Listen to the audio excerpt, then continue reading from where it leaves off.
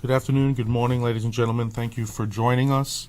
Today's webinar is LED Fundamentals. This is a repeat, actually, from MaxLight, this subject. We have done a very similar webinar for exclusive cast of invitees, but we've opened this up now to the full industry, and the attendance is quite overwhelming. And we do appreciate your time. We know your time is very valuable, and we don't mean to misuse it. Today is not for the expert in LED. Today is more for the person who really knows that LED is at the cusp. It's really breaking now. It is growing in popularity. It is even actually now growing in sales. Traditionally, we've looked at fixtures that might cost $65 to $100, and now for very similar style fixtures in the same applications, we're looking at $300-400 in some cases.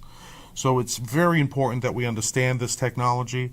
Like most technologies, there are quality-made luminaires or quality-made products with LEDs, and there are very substandard products made with LEDs. And we hope what you take from this is an understanding of a little bit about the technology, and mainly the questions to ask to ensure that you're getting the long-term performance that you expect at these price levels.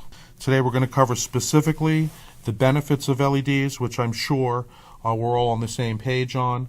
What is an LED itself, how it works, terms you should know, I think is probably one of the most important things I'd ask for you to take from our time together today. Performance, measuring, and things that are coming in the future. Lighting Facts Label, which is very important. We'll spend a moment on that. And a little bit about MaxLight products, how we stand against these very same recommendations. And then, of course, your time to lay out any questions you might have.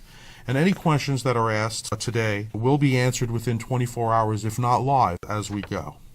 So what we know, it's more or less the benefits of LEDs in luminaires. And I should say that the focus today is in general lighting luminaires, not in automotive LEDs or any of the other growing applications for this technology. The main benefits are the energy savings. That's why we are here. Certainly the efficacy of these luminaires is growing really by the quarter a year. It grows 10-12% a year. So, and you can actually measure it and watch it. Certainly the maintenance savings, LEDs are associated with a very long life. That is true with quality made luminaires and lamps. It is certainly not true for substandard products or products that leave out the fundamentals in their design, and we'll talk a little bit more about that. And the environmental advantages, certainly no heavy metals, mainly mercury, and the high efficiency contributes directly to lower energy use and lower energy, less fossil fuels, and the like. Let's talk very fundamentally about what is an LED. When we think lighting, generally we think incandescent, but LEDs are really, they are a semiconductor, and they have much more in common with your computer than it does with an incandescent bulb. A little bit about the construction of an LED as it is in a luminaire or lamp. You have the basic LED itself. You have the packaging of that chip. Generally, there is a heat sink, aluminum, copper, other materials. Obviously, a PC board, generally a metal-clad PC board, and then some other external heat transfer or heat conducting device. A little bit about how an LED works. Unlike incandescent, this is actually very deep. And what we need to know today is that LEDs made today are not what we generally associate or think of when we see an LED. The old 5mm type LEDs that you see in the traffic roadway signals, red, green, yellow, these are not the LEDs that we're using today in general lighting. The LEDs we're using today are also known as power LEDs. Here the life is much longer than those older 5mm type LEDs. They're generally without leads. These are surface mount products.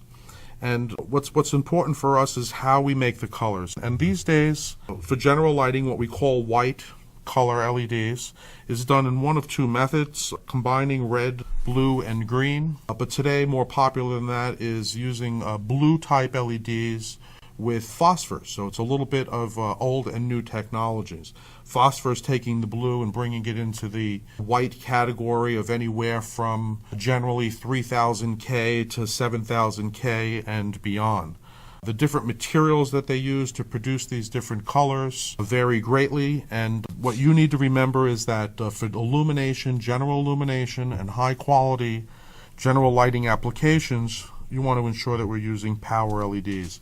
And certainly we'll speak more to that right now. Three main terms when you're thinking LEDs. The three main terms that you should understand when you are deciding what luminaires, what LED light bulbs to purchase, are before you now, and that is L70, LM79, and LM80. These three are really the fundamentals of understanding the product that you're buying. Let's talk L70 now. L70 is simply a way to understand the lifetime you should expect from that luminaire or light bulb. And L70 is basically a Department of Energy term, and it is generally accepted as the time to change that luminaire or light bulb. And what it means is L70 is a 30% depreciation of initial light level or rated light level. So for simple numbers, if it's a 100 lumen device, the end of life is when that device reaches 70 lumens.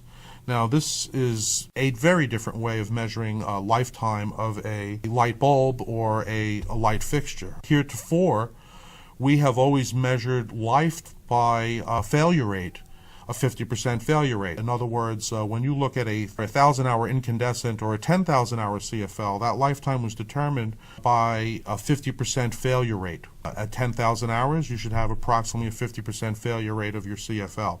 And your incandescent and your halogens, metal halides, and so on. For LED, because LED doesn't actually fail when done properly, but just continues to depreciate over extremely long periods, which can make it unsafe. Certainly in exit signs and street lights, you can't have them fading off to where they're barely visible. So they use a standard, it's called L70.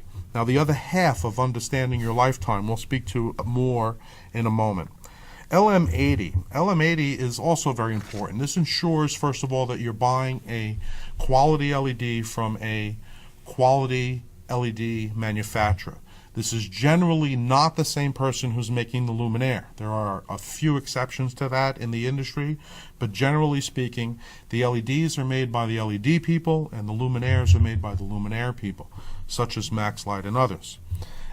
When I'm buying an LED for my luminaires, I am restricting and limiting the LED considerations for my engineering department to only those LEDs that have LM80 data available. That shows that they've done their research. I know what the life expectancy is, what the thermal information is. I know everything I need to know about that LED when I can have access to the published LM80 data. And that comes, again, from the LED people. The LM79 data. Well, we build our luminaires to meet LM79 criteria, and basically I take that LM80 data, I buy that LED, I apply it to our design, our luminaire. I then send the completed luminaire or light bulb to a third-party laboratory, and LM79 more or less confirms that the design of my fixture has not negatively impacted the LED's expected and rated life. So in other words, LM79 confirms that I haven't messed with the LM80 published expected results. And it is pretty deep, and it's important that you understand. So folks, all of you who have registered and have attended this webinar today will be emailed a much more detailed but simple to understand definition for LM79, LM80, and L70 as well. And you can find it quickly if you go to maxlight.com and click on Newsroom, and you will see a technical update for definitions and terms that you should know. A little bit more on that now.